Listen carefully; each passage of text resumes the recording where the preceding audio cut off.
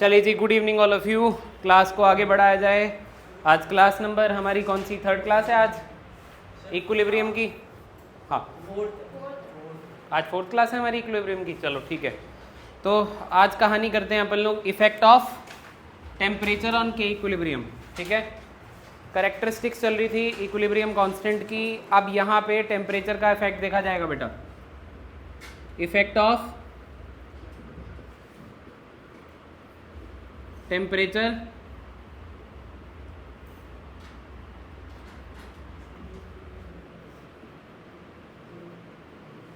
On के equilibrium.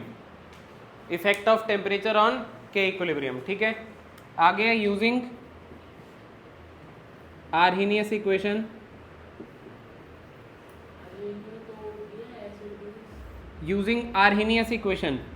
ठीक है, एक आर्हेनियस इक्वेशन आप लोगों की आएगी जब आप क्लास 11th में मेरे साथ केमिकल काइनेटिक्स पढ़ोगे, पर यहाँ पे मुझे उसका यूज़ करना पड़ेगा, तो मैं डायरेक्टली लिख रहा हूँ rate constant K is equal to A E की पावर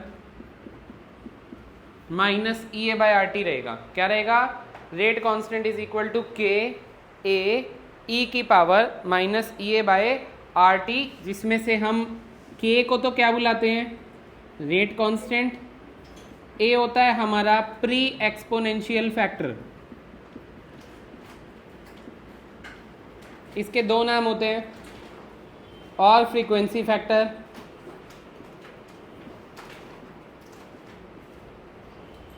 ये होती है आपकी एक्टिवेशन एनर्जी। ये होती है आपकी एक्टिवेशन एनर्जी। एक्टिवेशन एनर्जी वो एनर्जी होती है जो रिएक्टेंट मॉलिक्यूल को प्रोडक्ट में कन्वर्ट होने के लिए चाहिए होती है। दोबारा से सुन लो बच्चों, एक्टिवेशन एनर्जी वो एनर्जी होती है जो रिएक्टेंट मॉलिक्यूल को चाहिए होती है ताकि वो एक मिनिमम बैरियर को क्रॉस करके प्रोडक्ट बना लें। समझ रहे हो? रिएक्टेंट को रिएक्ट करने पर कुछ एक minimum amount of energy achieve करनी पड़ती है ताकि वो प्रोडक्ट में कन्वर्ट हो सके। वो क्या होती है? Activation energy. थोड़ा सा बेटर आपको तब समझ में आएगा जब मैं अभी इसका ग्राफ प्लॉट कर दूंगा, तो आपको समझ में आने लगेगा। यहाँ पे आर आपका क्या होता है बताइए? Gas constant. और टी क्या होता है हमारा? टेम्परेचर। और टेम्परेचर किस में लेते हैं? केल्विन में लेते हैं। ठीक है, ये फंडा क्लियर हो गया आप लोगों को? एक बार मैं आपको पहले एक्टिवेशन एनर्जी ग्राफ के जरिए थोड़ा सा एक्सप्लेन कर ही देता हूँ। जैसे फॉर सपोज करते हैं, ये मेरे पास ग्राफ है। इस ग्राफ में ऊपर पोटेंशियल एनर्जी है। क्या है? ऊपर पोटेंशियल एनर्जी है। देन नीचे क्या है? Progress of reaction. Progress of reaction. Then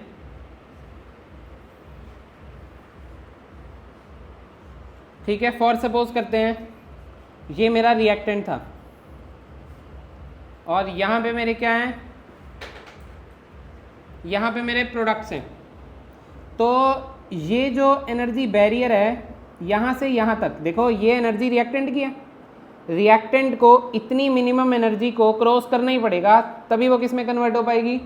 product में कन्वर्ट हो पाएगी। तो ये दिस मच ऑफ एनर्जी जो है इसको बोलते हैं एक्टिवेशन एनर्जी। पर ये रिएक्टेंट को प्रोडक्ट में बनने के लिए चाहिए। So this is your forward reaction. Equilibrium में तो आप फॉरवर्ड और बैकवर्ड दोनों आते हो ना, तो रिएक्टेंट से प्रोडक्ट जा रहे हो मतलब फॉरवर्ड जा रहे हो, तो ये एक्टिवेशन किसकी है? फॉरवर्ड की है। अगर बैक के लिए एक्टिवेशन पूछी जाए, रिएक्शन जब रिवर्स होगी उसके लिए एक्टिवेशन पूछी जाए, तो दिस मच ऑफ एनर्जी, ये दिस मच ऑफ एनर्जी ये क्या कहलाएगी? Activation energy of backward reaction. तो ई ए बी कहलाएगी ये, या ई ए के साथ ही बी लिख देना है ऐसे। एक्टिवेशन एनर्जी फॉर बैकवर्ड कितनी हो जाएगी? वो इतनी हो जाएगी। ये फंडा क्लियर हो रहा है? और दिस मच ऑफ एनर्जी, इसका क्या हुआ? इसका क्या हुआ? ये हुई इंथैल्पी ऑफ रिएक्शन। कितनी? ये यहाँ से यहाँ तक। अब मैं आपको ऐसे समझाता हूँ। फॉर सपोज करते हैं रिएक्टेंट की एनर्जी हाई थी और प्रोडक्ट की एनर्जी क्या हो गई? कम। तो बची हुई एनर्जी कहाँ गई? कहाँ गई बची हुई एनर्जी? उड़ गई, मतलब रिलीज हो गई। मतलब रिएक्शन कैसी है, एक्सोथर्मिक है।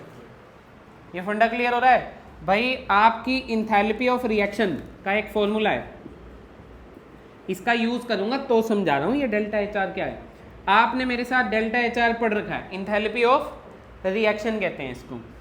E A forward minus E A backward, E A forward minus E A backward. यहां पे आप देख पा रहे हो इस ग्राफ के अंदर अच्छे से कि रिएक्टेंट की एनर्जी क्या है, रिएक्टेंट की एनर्जी ज़्यादा है, मतलब ई ए एफ की वैल्यू क्या है, कम। ई ए एफ कम है, ई ए बी क्या है, ज़्यादा। मतलब डेल्टा एच आर की वैल्यू किस में आने वाली है, नेगेटिव में आने वाली है। तो डेल्टा एच आर जब भी नेगेटिव होगा तो रिएक्शन कैसी होगी आपकी, एक्सोथर्मिक। तो ये जो आपका पर्टिकुलरली ग्राफ प्लॉट हो रखा है ये किसके लिए हो रखा है, एक्सोथर्मिक के लिए प्लॉट हो रखा है। ये फंडा क्लियर हो रहा है, इसको करो नोट, आगे बढ़ रहे हैं।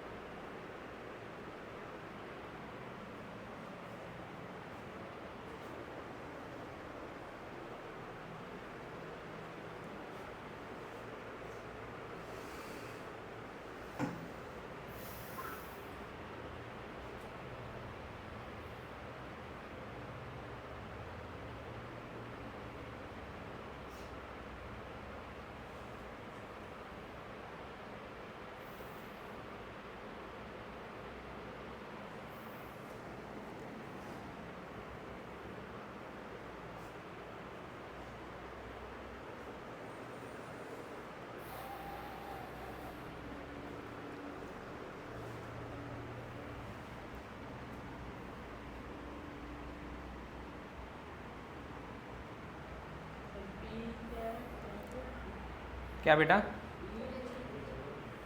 PE stands for potential energy.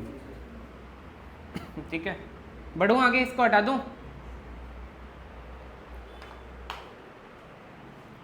हाँ बच्चों, चलो देखो, अभी टेम्परेचर के इफेक्ट को स्टडी कर रहे हैं हम लोग। अभी यही टॉपिक कंटिन्यूटी में चलेगा। टेम्परेचर बढ़ने पे क्या होगा, टेम्परेचर घटने पे क्या होगा, ये सब अभी सोचा जाएगा।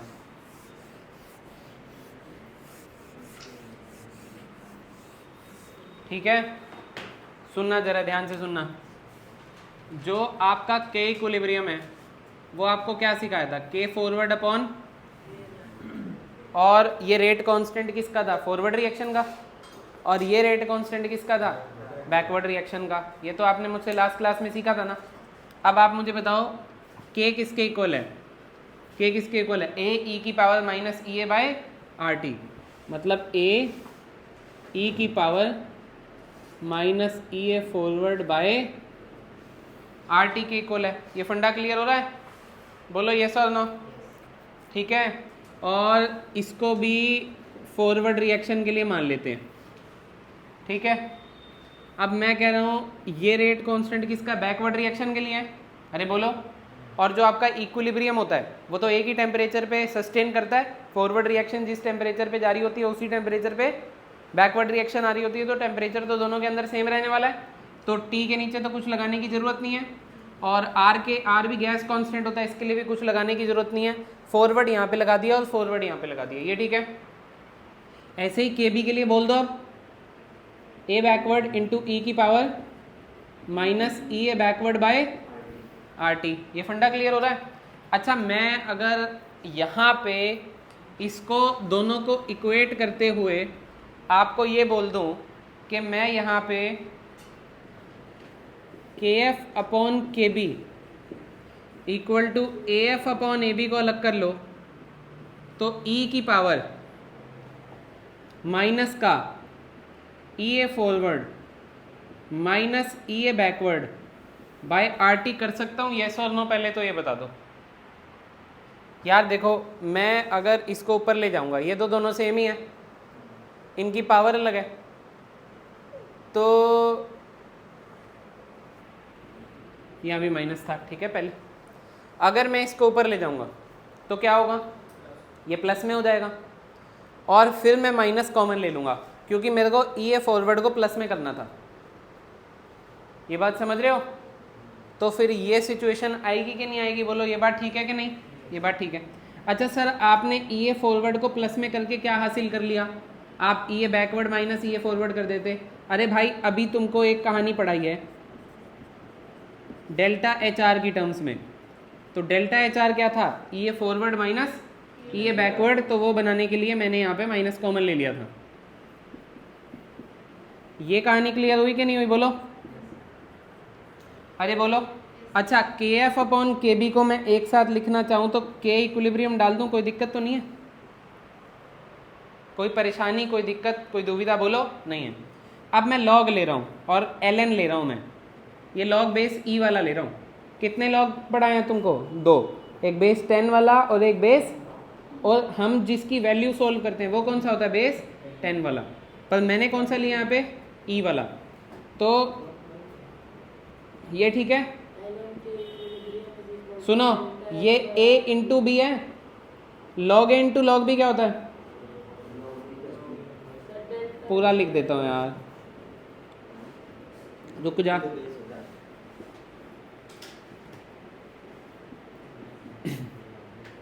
लॉग ऑफ ए बी क्या होता है? लॉग ए प्लस, ये प्रॉपर्टी होती है, इसको यहाँ अप्लाई करो।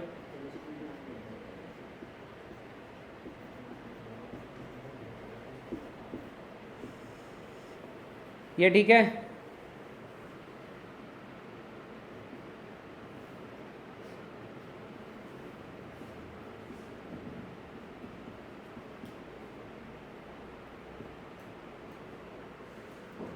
ये ठीक है। अब ये क्या कर दो आगे, इसको क्या कर दो बच्चों आगे। क्यों? लॉग ए की पावर एक्स क्या होती है?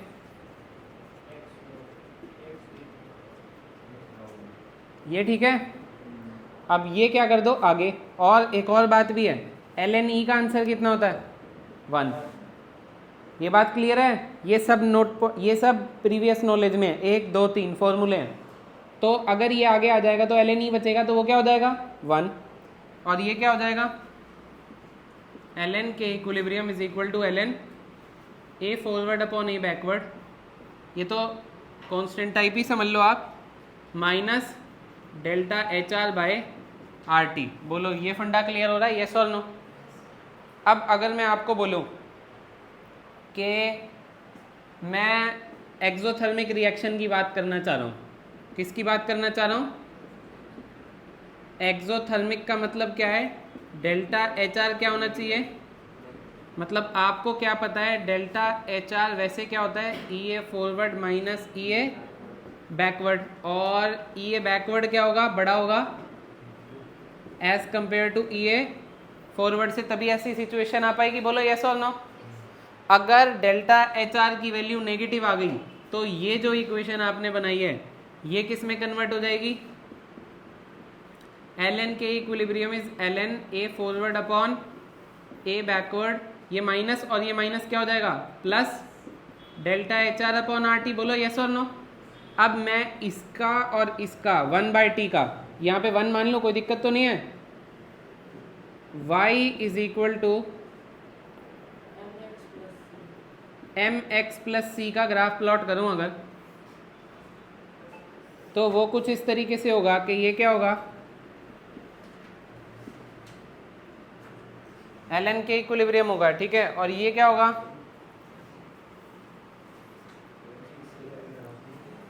वन बाई टी होगा। ये ठीक है। ये ग्राफ है, मैं समझा दूंगा ना।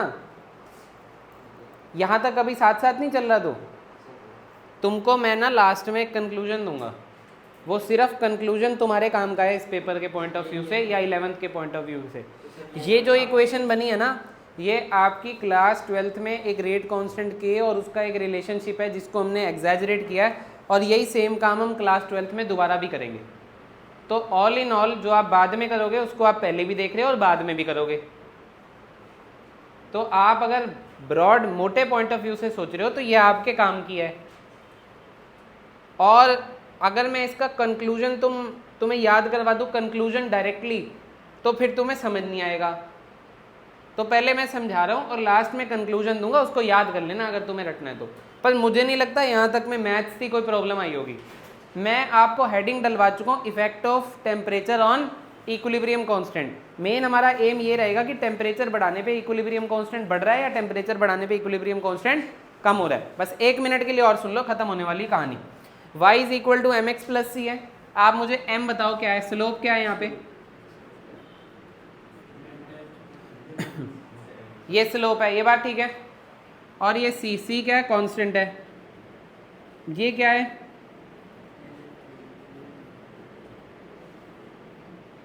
ये कांस्टेंट है। समझे कि नहीं समझे बोलो? और स्लोप प्लस में थी तो ये कहाँ जा रही है? ऊपर।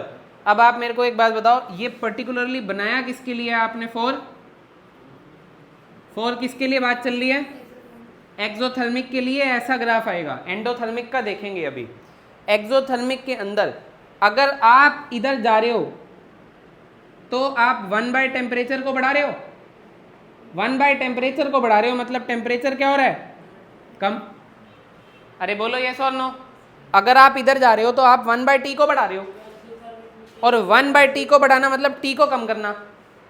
और T जब कम हो रहा है तो K इक्विलिब्रियम देख लो, धीरे धीरे धीरे धीरे धीरे धीरे ऊपर जा रहा है, मतलब K इक्विलिब्रियम इंक्रीज हो रहा है।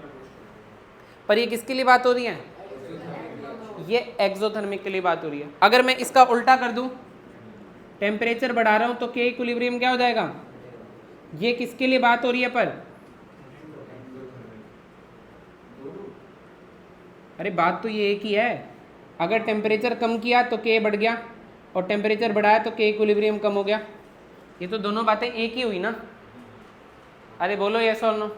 एंडोथर्मिक की बात कर लेते हैं, पर पहले क्या आपने ये वाली बात नोट कर ली है? कर लो, आप एक बार नोट कर लो, एंडोथर्मिक के लिए दिखाते हैं।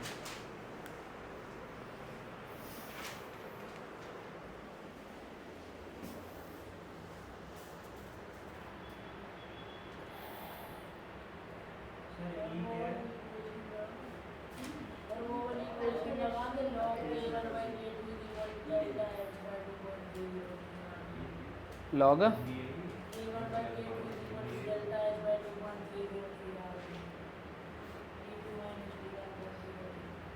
बेटा थोड़ा सा रुक भी सकते हो तुम, ये नोट कर लो। रुको थोड़ा, भी बनवा दें, वहाँ तक पहुँचा देंगे। AF क्या लिखा? फ्रीक्वेंसी फैक्टर लिखवाया था ना, कांस्टेंट है समझ ले। फ्रीक्वेंसी फैक्टर और प्री एक्सपोनेंशियल फैक्टर कहते हैं इसको। तुम्हें ये लास्ट वाला लॉजिक समझ नहीं आया?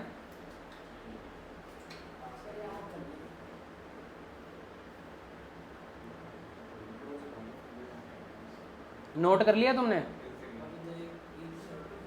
हाँ करो, नोट करो जल्दी।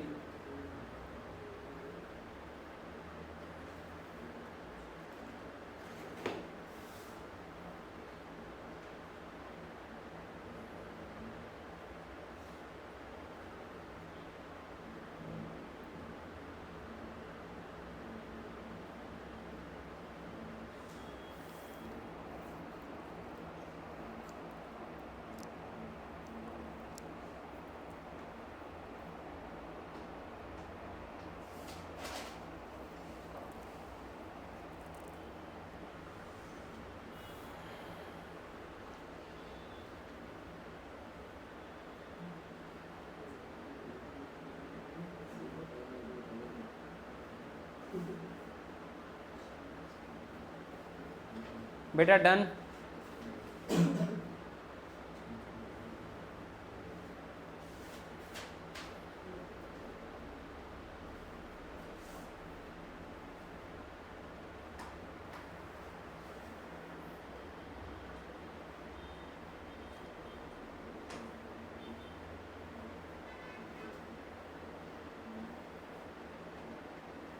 ओए ये तुम दोनों लग बैठो, खड़ा हो जाओ, उधर पहुंच जा। नहीं, उधर पीछे बैठ जा, एक ही बात है।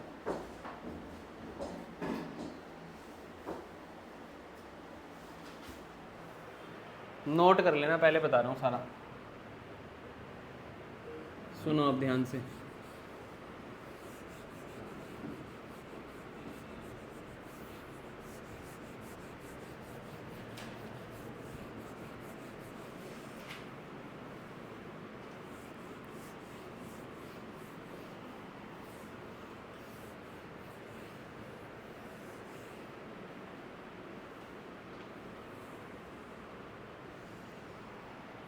डन हो गया?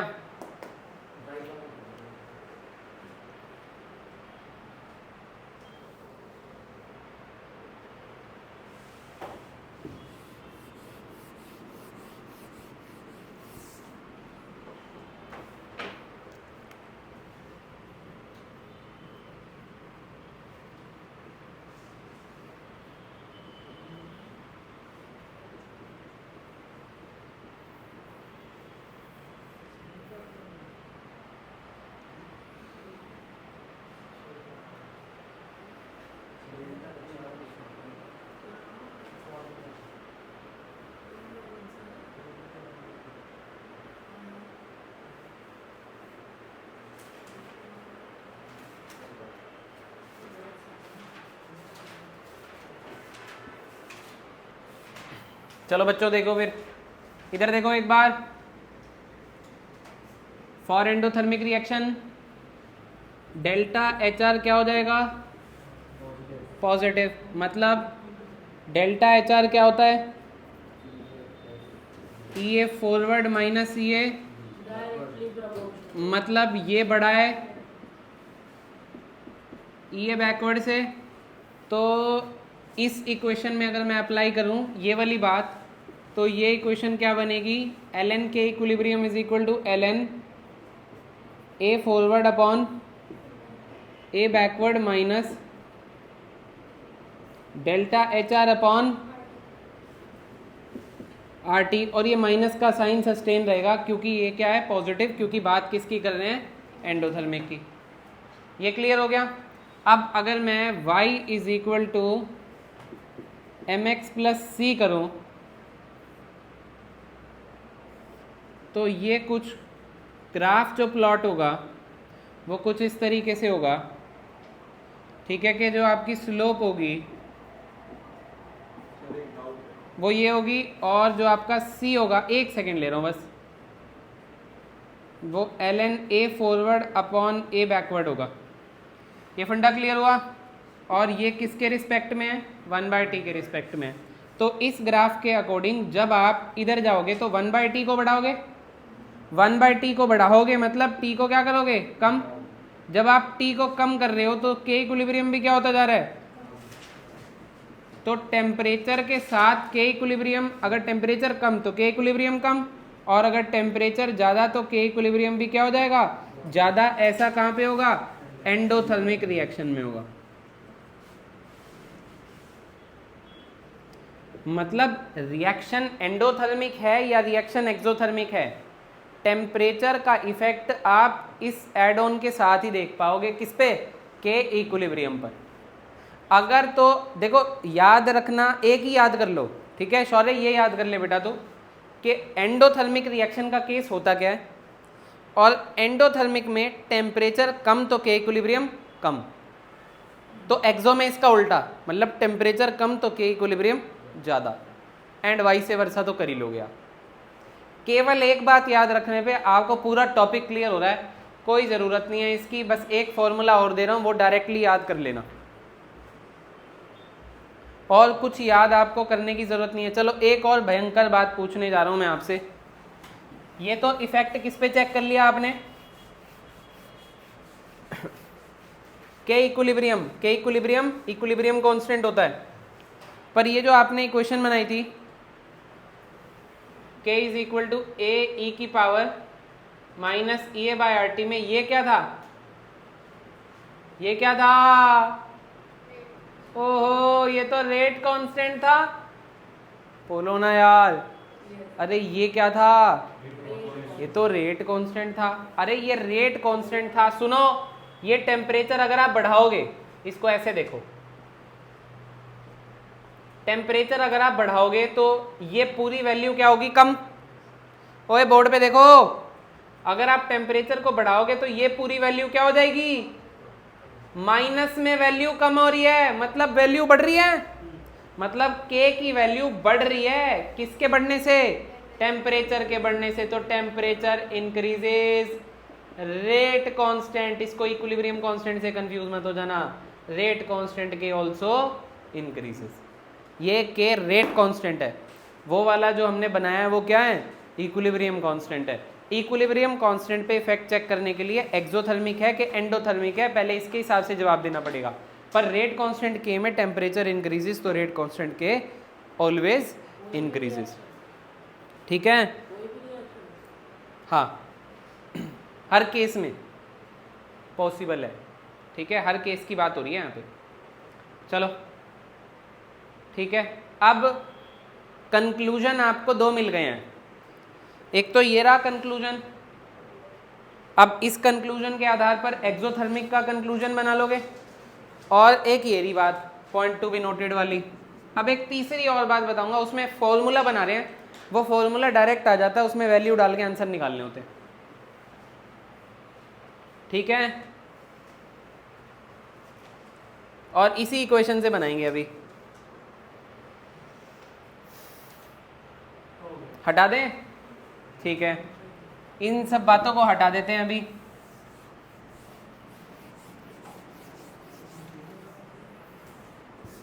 देखो आपने मेरे साथ अभी ये इक्वेशन तैयार करी, ये किससे तैयार करी, के इक्विलिब्रियम इज इक्वल टू के एफ अपॉन के बी, उसमें वैल्यू डाल डाल के ये इक्वेशन तैयार करी कि नहीं करी, बोलो।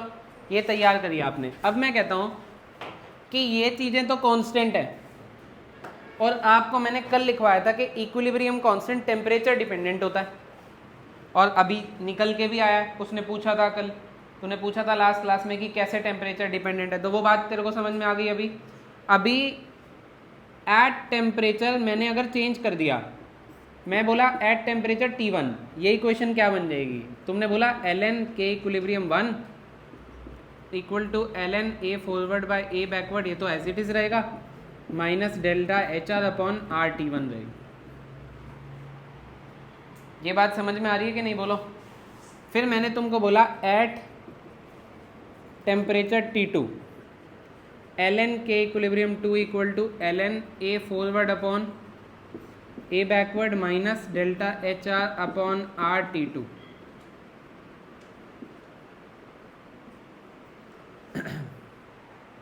ये बात समझ में आ रही है, ln K equilibrium 2 minus ln K equilibrium 1 equal to, तो ये ln A forward upon A backward minus delta H R T2 minus ln A forward upon A backward, और ये plus delta H R upon R T1। क्या चीज़ cancel हो रही है, अरे बोलो यस और नो। इन दोनों में क्या कॉमन आ रहा है, delta H R by R common आ रहा है, और ये वाला माइनस का साइन है और ये वाला प्लस का साइन है, और log A minus log B क्या होता है, log of A by B होता है। अरे बोलो, अब मैं delta H R upon R ले रहा हूँ कॉमन, 1/T1 पॉजिटिव में था, माइनस 1/T2 नेगेटिव में था। ये फंडा क्लियर हुआ, ये हो गई आपकी एक इक्वेशन। अब इसमें ln को अगर ओपन करना है तो आप इसको वो वाला लॉग बनाना चाहते हो जिसकी वैल्यू आपको पता है, तो इसको किससे मल्टीप्लाई कर दोगे, 2.303 से इसको क्या कर दोगे, और वो 2.303 नीचे लिख देना, तो इसको लिखना log base 10 K equilibrium 2 upon K equilibrium 1 equal to delta H R upon 2.303 R 1/T1 minus 1 और ये ब्रैकेट क्लोज। 3 स्टार रेटिंग के साथ आपका आ गया आंसर।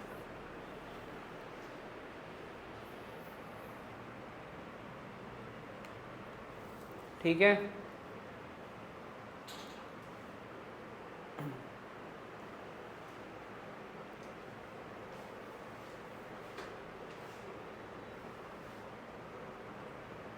ये फॉर्मूला आपको खाली याद रखना है, मैंने आपको डिराइव करवा दिया, ठीक है। तो अगर ऐसा कोई न्यूमेरिकल आ जाए जिसमें 2 इक्विलिब्रियम कांस्टेंट गिवन हो और T1 T2 गिवन हो, तो delta HR enthalpy of reaction निकल आएगी। या कभी एक इसमें से कुछ चीज़ मिसिंग होगी तो वो इसको आप सॉल्व कर सकते हो इस इक्वेशन से, ठीक है।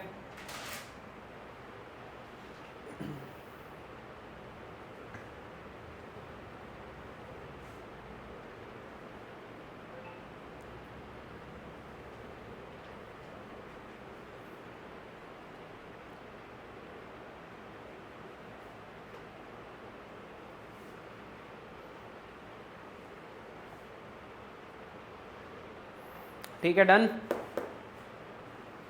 बोलो। तो ये फॉर्मूला एक और कंक्लूजन में आ गया आपके।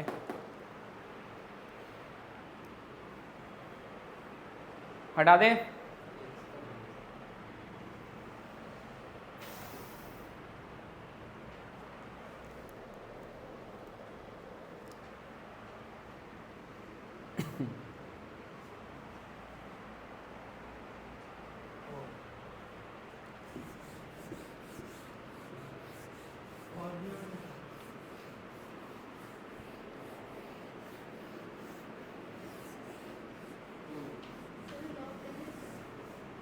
बेस 10 लिखना कोई ज़रूरी नहीं है, ठीक है।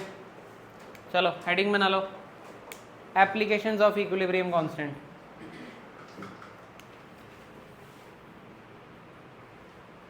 Applications of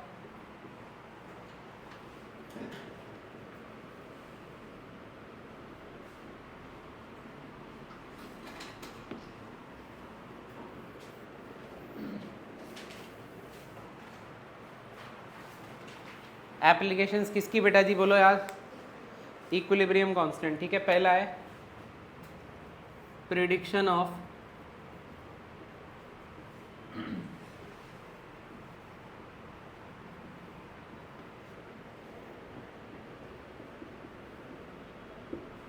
direction of reaction. Prediction किसकी बेटा? Direction of reaction. के रिएक्शन फॉरवर्ड जाएगी, के रिएक्शन बैकवर्ड जाएगी, ठीक है। तो इसके लिए हम एक टर्म यूज़ करते हैं, जैसे कि यहाँ पे लिखो at any instant, at any instant a term called at any instant, मतलब किसी भी समय पर एक टर्म निकाल सकते हैं, a term called reaction quotient.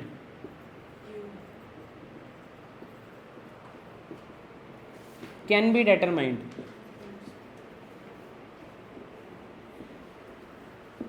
ठीक है। रिएक्शन कोशेंट को किससे रिप्रेजेंट करेंगे? Q से can be determined.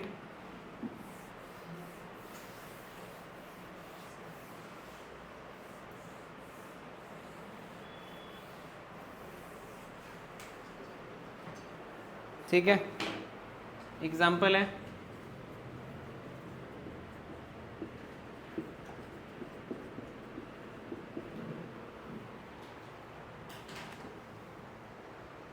A plus B give C plus DD, ठीक है। चलो इधर देखो, जैसे इक्विलिब्रियम कांस्टेंट निकालते हो, अब एक बार बोर्ड पे देखना पड़ेगा टॉपिक समझने के लिए। जैसे आप इक्विलिब्रियम कांस्टेंट निकालते हो के, वैसे अब आप Q निकाल दो। क्या होगा Q? क्या होगा?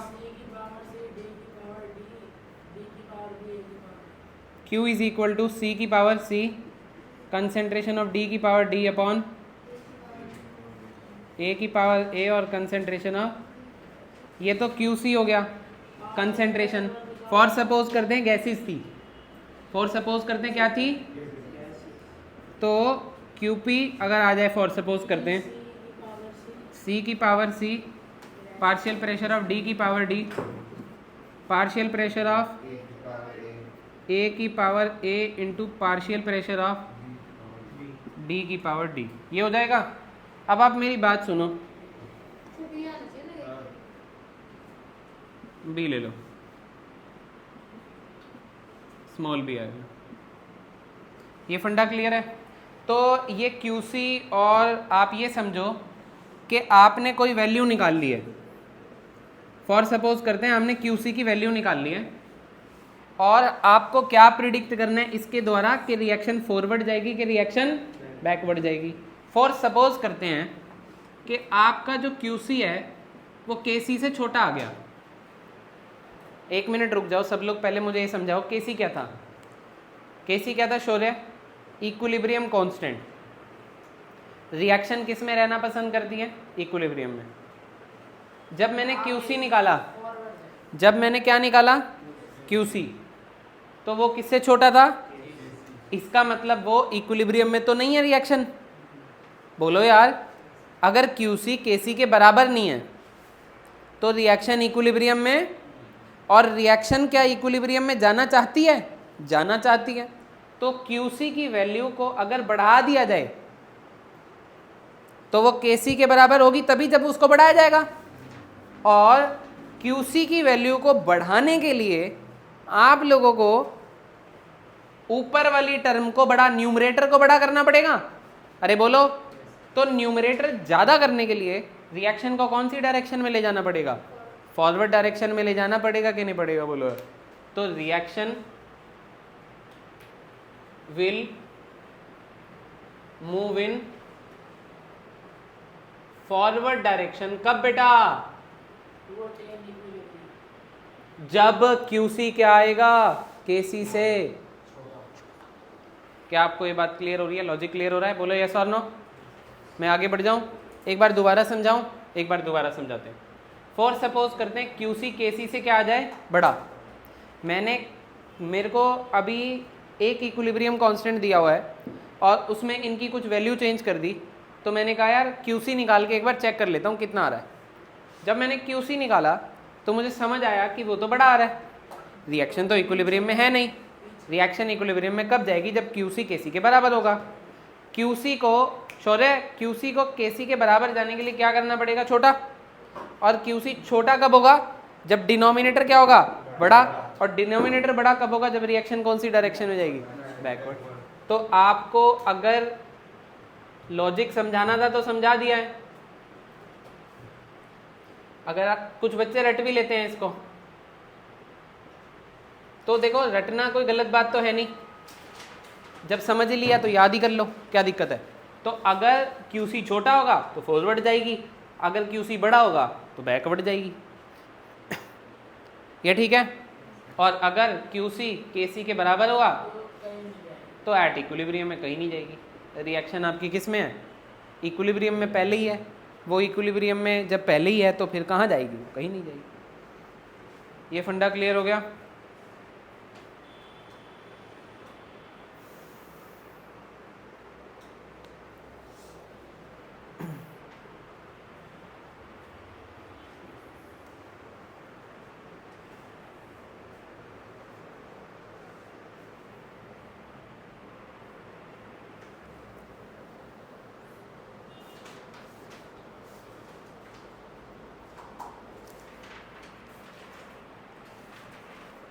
तो बड़े बेटा आगे बढ़े।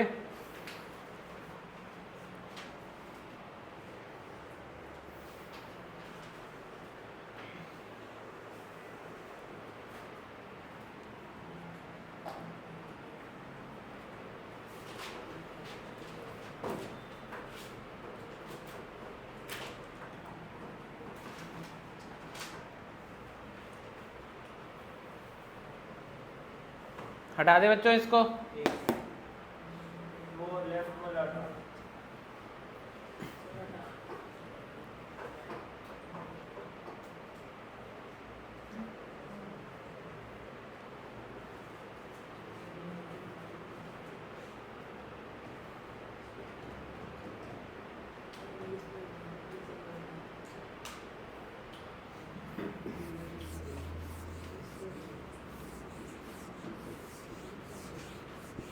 नेक्स्ट लिखो बेटा, prediction of extent of reaction. Next लिखेंगे बेटा prediction of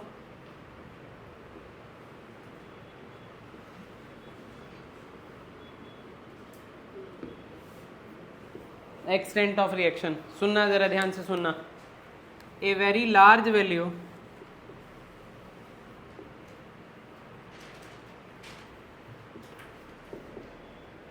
a very large value of K equilibrium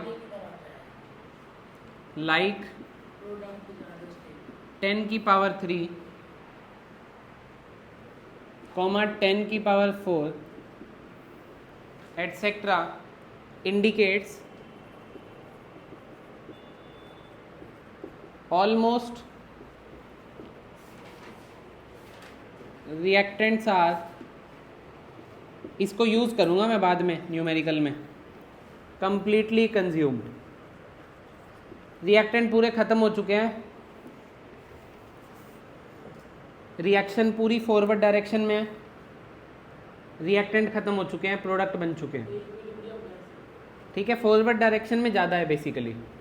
large value of K equilibrium, के इक्विलिब्रियम तो किसी भी कंसेंट्रेशन पे अचीव किया जा सकता है, ऐसा कुछ नहीं है, कंडीशन है वो, तो मैं कंडीशन चेंज कर सकता हूँ. ठीक है, a very low value of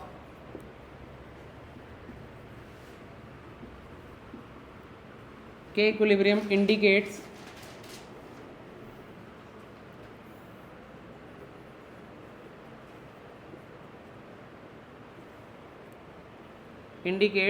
products are formed in very less amount.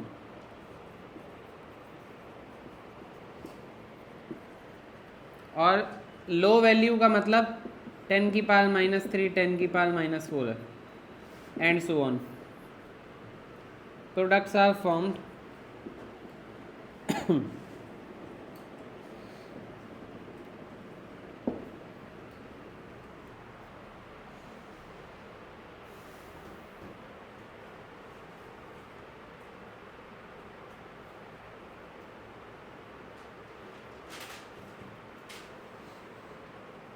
ठीक है.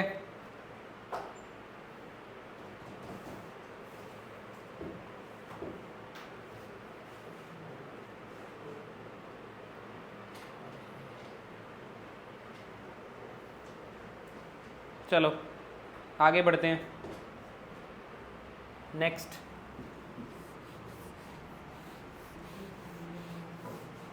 अब यहाँ से जो आप चीज़ें सीखने वाले हो वो आप डायरेक्टली न्यूमेरिकल में अप्लाई करके उसको डायरेक्टली निकाल सकते हो. इसको हटाना पड़ेगा, पर पहले मुझे हटा दूँ. क्या हो गया?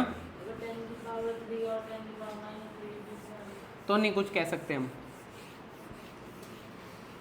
कंप्लीटली दो ही वेज में कह सकते हैं. अगर ज़्यादा हो तो कहने का मतलब ये होगा कि रिएक्टेंट पूरे लगभग ख़त्म हो चुके हैं, सारे प्रोडक्ट बन गए. और अगर बहुत ही कम होगी तो लगभग रिएक्टेंट ही बचा हुआ है, बहुत नेग्लिजिबल अमाउंट में कम हुआ. Got it? इसको यूज़ करूँगा ना मैं तो तेरे को समझ में आएगा. बस अभी पॉइंट लिख लिए तूने. तीसरा पॉइंट बना लो, to calculate change in concentration. इस काम को हम यूज़ करेंगे, टू कैलकुलेट. अब यहाँ से सीखने वाली बातें ज़्यादा ध्यान से, जो ज़्यादा ध्यान से नहीं बैठेगा उसकी बहुत सारी चीज़ें मिस हो जाएंगी. एग्जाम्पल लेता हूँ सीधा एक, A+2B in equilibrium with C+D. ये सारी हो सकता है गैसेज हैं, गैसेज एज्यूम कर लेते हैं, कहने का मतलब ये. ठीक है, इनिशियल मोल ले लेता हूँ.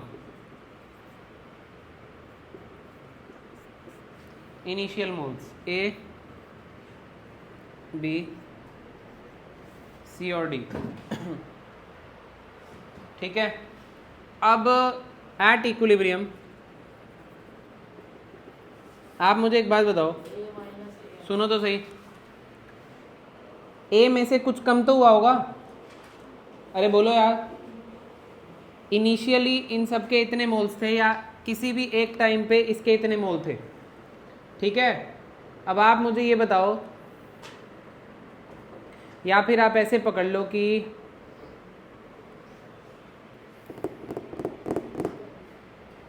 Eight time t is equal to 0 पे इनिशियल मोल्स लिख दिया मैंने. देखो रिएक्शन चल चुकी है, उस टाइम पे इतने मोल्स हैं.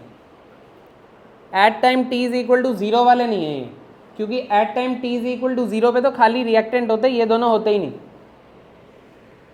एक पॉइंट ये समझ में आ रहा तुम्हें? अगर मेरे पास केवल रिएक्टेंट है तो क्या प्रोडक्ट होंगे उस टाइम पे? नहीं.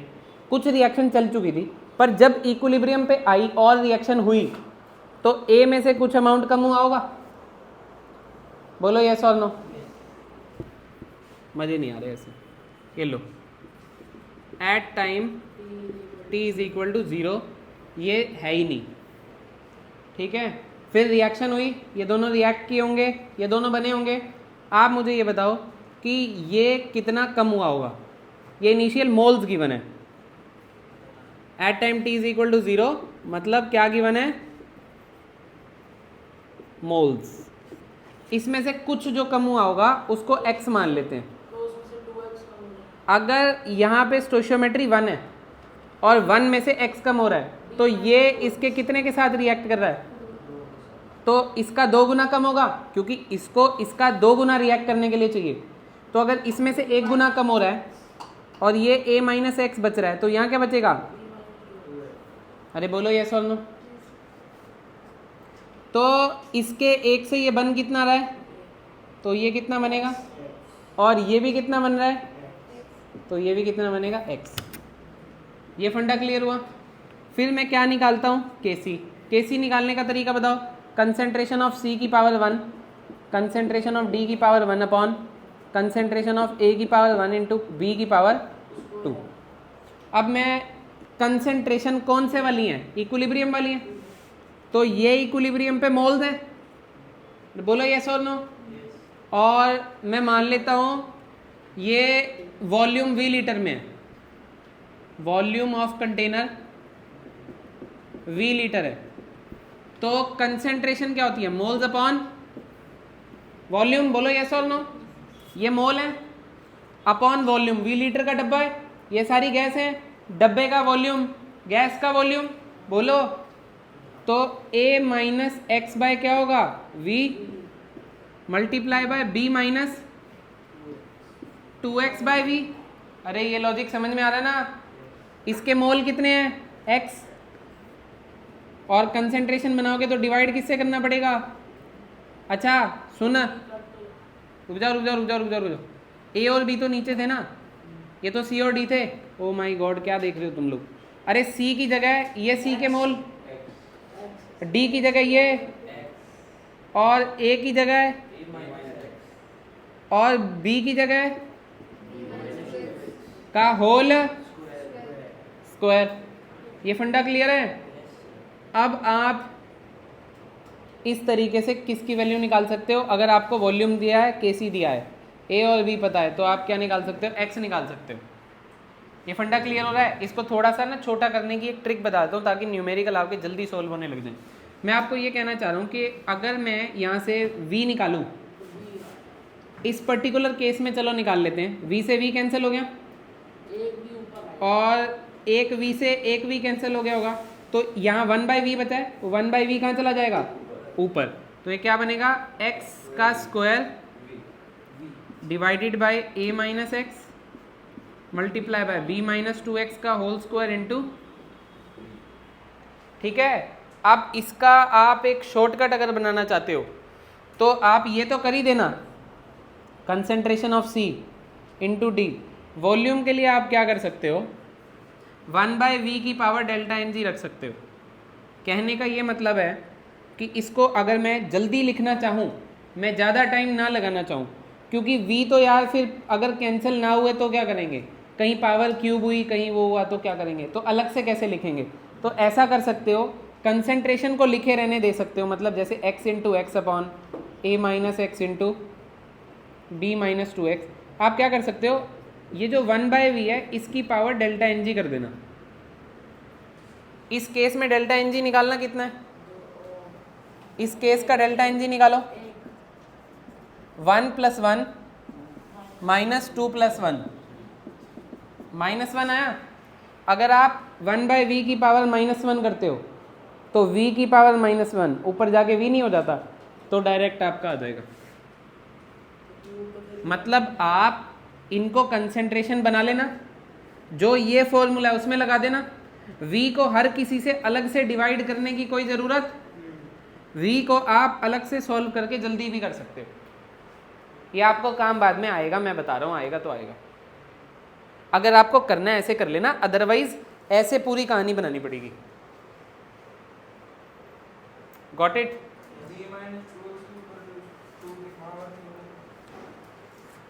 वो तो यहाँ पे है ही, देख ध्यान से देख, वो तो है ही, ठीक है, हमने सिर्फ 1/v के साथ ही काम किया।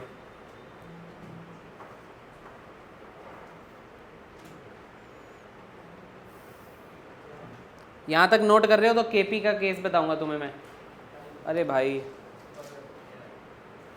टाइम हो गया तुम्हारा, एक और केस सुन लो यार फिर फटाफट से, कि बाद में सुनोगे, ये दोबारा से बताऊंगा मैं तुम्हें सारी पॉलिसी फिर।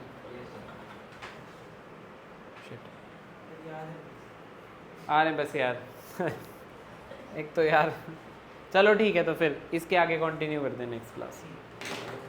आज का टाइम पता नहीं लगा बिल्कुल।